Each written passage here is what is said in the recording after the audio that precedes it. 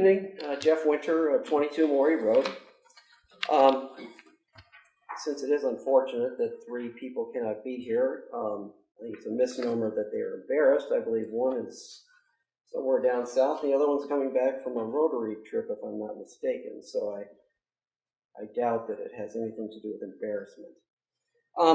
I think a history lesson is a little bit in order here, because we talk about precedents, we talk about all these types of things, and you know, I went back and I looked as far as I could on the town website to see what the previous mayors had done in their last meetings, or 1 or 2 meetings prior to them leaving office. It goes back as far as 1989 with Mayor Stuart Halpine. He made 1 appointment. Mayor Walter Rogg, he made no appointments. Mayor Furman, she made 3 appointments. Mayor Peitler made 2 appointments. Mayor Gambino made 8 appointments, and most of them were to the 9/11 Memorial Maintenance Committee, which I don't think people are against. The precedent changed in 2015, went over 2 meetings. First on November 9th, Pat Murphy appointed 50 people. 50. Then on November 23rd, 74. I think you can understand why people were upset then about this extreme break in precedent.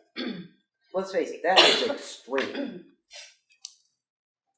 But the Democratic members of this town council acted in a bipartisan and civil manner and approved every single one. And Mr. Bass he made the motion to put these people's names out there. So he has his handprint on this too. But again, Democrats had all the rights.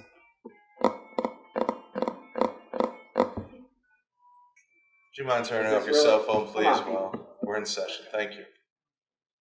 Even high schoolers know that. So the Democrats could have voted against any of them. And Mayor Murphy even appointed people whose terms didn't start until a month after she would have left office. And the Democrats still voted unanimously. Why? Because it's a courtesy. It's a courtesy to the outgoing people. Okay? Also, Mr. Bass has the full opportunity to appoint Republican alternates to all of these positions. Mayor Grunbank is not appointing alternate people to Republican seats. There is not one Republican that is losing an alternate seat on an elected board. Not one. It doesn't exist. You can say what you want. Now, why am my name is suddenly thrust into this? Because, you know, again, I did lose the election, and I can accept that. But Mr. Trevor Herbst, in 2015, lost his seat as he ran for the Board of Finance.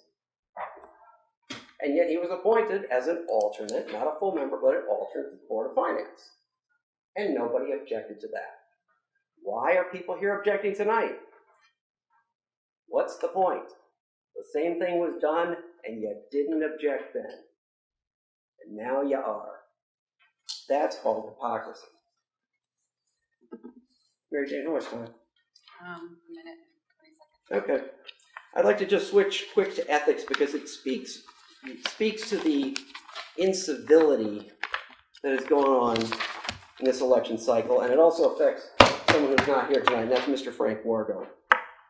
One thing about when you make ethics complaints are meant to be completely quiet, private, and silent. You are not to make anything public about them unless the respondent chooses to do so. Unfortunately, a gentleman by the name of Rick Agee went public the Saturday prior to the election by saying the following on social media, that there are several ethics complaints filed, I quote, "There are several ethics complaints filed against Mr. Wargo, and time will tell." Someone else asked, such as, he said, well, what what he did was unethical. He said himself he was going to put the question before the ethics committee. So that would be one. Are there others? Yes, I know of at least 2. Time will tell. They have 90 days to investigate. First of all, he shouldn't know about ethics complaints unless people are talking out of turn. That is dead wrong. Dead wrong. And if he filed one himself and is yapping about it, that's really wrong. And you want to talk about civility? That's the bottom line. And I've been talking about ethics here since June. And it is time that this town council or the future town council look at accepting the model municipal code. But if people like this are going to talk publicly, Just finish your thought. that is way, way out of line, especially to Mr. Waldo.